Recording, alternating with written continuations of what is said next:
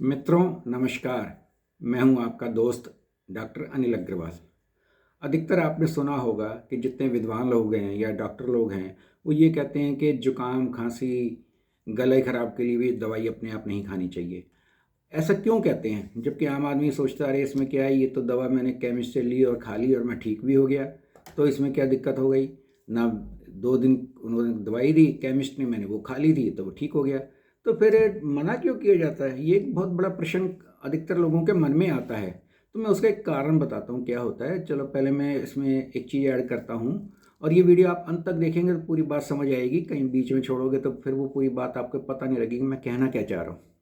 तो ट्यूमर का तो नाम आपने सुना होगा। अगर सीधा सीधा हम ये कह दें किसी पेशेंट को कि तुम्हें ट्यूमर हो गया है तो एकदम घबरा जाता है। ट्यूमर मतलब मेरे को कैंसर तो नहीं हो गया है।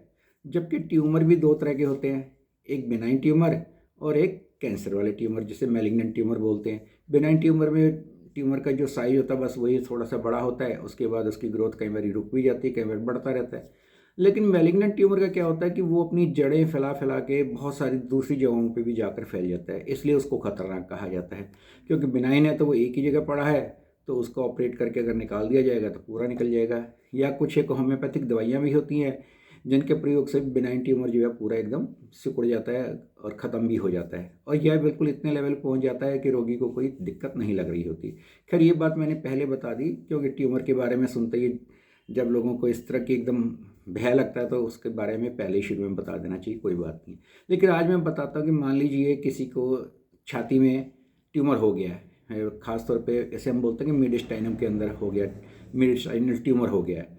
तो ये ट्यूमर क्या करता है कि भाई अगर छोटा सा है तो कुछ नहीं कह रहा है, आपको भी कुछ नहीं पता, किसी को कुछ नहीं पता, पड़ा हुआ है। लेकिन जब उसको कभी एक्सरे करके देखा जाता है तो पता लगता है कि इसके तो यहाँ चेस्ट के अंदर एक ट्यूमर पड़ा हुआ है।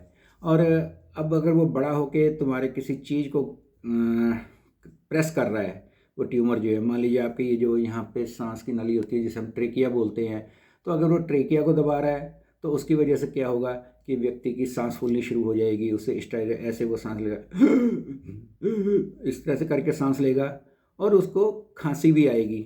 अब मान लीजिए वो, क्योंकि अभी खांसी जो हो रही है, सांस जो फूल रहा है वो ट्यूमर की वजह से फूल रहा है, और आप क्या कर रहे हो कि सांस ना फूलने वाली दवाई ले रहे हो, खांसी के कफ सिरप पी रहे हो। अब वो आप पीते रहो, उससे कुछ होना तो है नहीं, आपकी बीमारी कुछ और है, आप इलाज किसी और चीज़ का कर रहे हो, तो वो ठीक नहीं होगा। हाँ, जब डॉक्टर के पास से ही इलाज करवा रहे होंगे तो डॉक्टर देखेगा कि 1 हफ्ते में खांसी ठीक नहीं हुई, 2 हफ्ते में ठीक नहीं हुई, तो इसका कारण क्या है। तो फिर वो आपको कुछ इन्वेस्टिगेशन करवाने शुरू करता है, फिर उससे पता लगता है। अच्छा, इसी तरह से मान लीजिए वो ट्यूमर जो है आपके ट्रेकिया के नीचे जो मेन ब्रोंकस होता है, जो नली होती है, जो उसके बाद वो दो फेफड़ों के अंदर, दोनों फेफड़ों में जाती है, तो उसके अंदर भी अगर वो प्रेशर डाल रहा है तो उसकी वजह से भी फिर एक बीमारी होती है पल्मोनरी एटिलेक्टेसिस, वो हो जाती है, या सांस फूलनी शुरू हो जाती है। अच्छा, मान लो वो ट्यूमर जो है आपकी ईसोफेगस जो जो खाने की नली है, अगर उसको दबा रहा है तो क्या होगा कि जब वो जितना उसका साइज है ईसोफेगस का, तो वो छोटा हो जाएगा, तो आप जो खाना खा रहे हैं वो यहीं अटकेगा, नीचे तक जा नहीं पाएगा। जैसे हम बोलते हैं खाना खाने में दिक्कत हो रही है कि जी मेरे को तो बार बार पानी पीना पड़ता है तो मेरा खाना नीचे जाता है, तो लेकिन वो असल में हो क्या रहा है कि ईसोफेगस दब रहा है, नली छोटी हो गई, तो उसकी वजह से खाना नहीं अंदर जा रहा है। अब ये बात आप नहीं बताएंगे डॉक्टर को, तो डॉक्टर के बिना तो आपकी ये बीमारी नहीं पता लगेगी। तो आप उसके लिए नहीं तो खा रहे हैं जी मैं कुछ गैस की दवाई खा लेता हूँ, मैं एसिडिटी की दवाई खा लेता हूँ, उनसे थोड़ा बहुत फ़र्क पड़ता है लेकिन वो आपकी बीमारी नहीं ठीक हो पाएगी। ऐसे मान लीजिए आपकी फ्रेनिक नर्व को वो प्रेस कर रहा है वो ट्यूमर जो है, तो क्या होगा कि आपका जो डायफ्राम है जो सांस लेने में हमें मदद करता है, उसका पैरालिसिस हो जाता है। जब उसका पैरालिसिस होगा तो डायफ्राम ऊपर नीचे होगा तो सांस लेने में दिक्कत होगी। अब सांस की बीमारी की दवाई खाओगे तो वो ठीक नहीं होगा जब तक कि वो पैरालिसिस वाला प्रॉब्लम नहीं हम ठीक करेंगे। तो इसी तरह से मान लीजिए हमारे यहाँ लैरिंग्स होता है ट्रेकिया से पहले, उसके अंदर जो नर्व जारी होती है अगर वो दबेगी तो क्या होगा, आपके गले की आवाज़ भारी हो जाएगी, तो या सांस अच्छी तरह से नहीं आएगी, तो उसको भी ठीक करने के लिए आपको फिर डॉक्टर के पास ही जाना पड़ेगा। और ये मान लीजिए वो ट्यूमर जो है आपके हृदय की झिल्ली को या आपके हृदय को प्रेस कर रहा है, तो क्या होगा, पेरिकार्डियम जो है उसमें सूजन आ जाएगी। जब उसमें सूजन आएंगी तो उसके अंदर अलग तरह की परेशानियां आएंगी, जो मैंने एक अलग वीडियो पहले भी बना रखा है पेरिकार्डाइटिस के नाम से। तो अगर आप पीछे मेरी पुरानी वीडियो में देखेंगे तो आपको पेरिकार्डाइटिस के बारे में पता लग जाएगा। अच्छा, मान लीजिए एक जो हमारे सिर की और हाथों की और चेस्ट के अंदर से जितना गंदा खून होता है उन्हें लेकर एक नली जिसे हम सुपीरियर वेना केवा बोलते हैं वो हृदय में जा रही होती है। अगर मान लो उसको दबा रही है तो क्या होगा, उसके दबाने से क्या होगा, पूरे आपके चेहरे के ऊपर सूजन आ जाएगी, आपके हाथों में सूजन आ सकती है, आपके गले के अंदर सूजन आ सकती है, तो और नीला भी पड़ सकता है। अब ये आप कहोगे ये तो हाथ नीला पड़ गया, पता नहीं कहाँ से क्या हो गया है, जबकि वो बीमारी क्या है, कोई जो ट्यूमर अंदर है जो बहुत बड़ा हो गया था और उसको सुपीरियर वेना केवा को प्रेस कर रहा था, तो ये आपको इस तरह की सारी दिक्कतें आ रही हैं।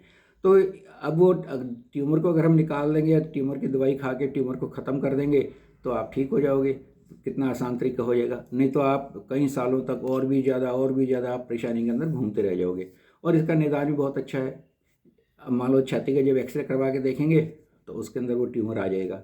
अब मैं आपको एक और पहचान बताता हूँ कि अगर वो कैंसर वाला ट्यूमर है या बगैर कैंसर का ट्यूमर, हालांकि डॉक्टर ही ज़्यादा अच्छा आपको बता पाएगा, लेकिन थोड़ी बहुत जानकारी आपको भी रहेगी तो आपको थोड़ा सा कॉन्फिडेंस रहता है, हिम्मत रहती है।